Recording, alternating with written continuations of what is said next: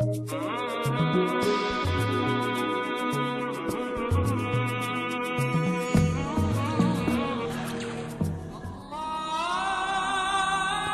بالله من الشيطان الرجيم.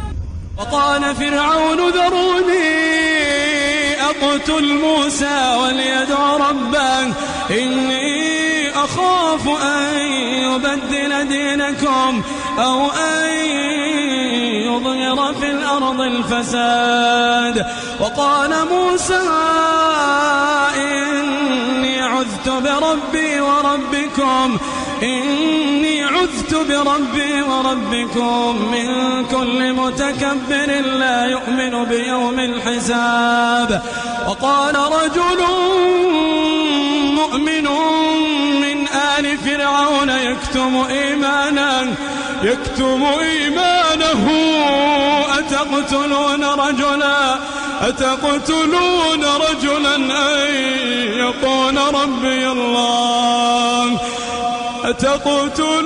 رجلا أن يقول ربي الله وقد جاءكم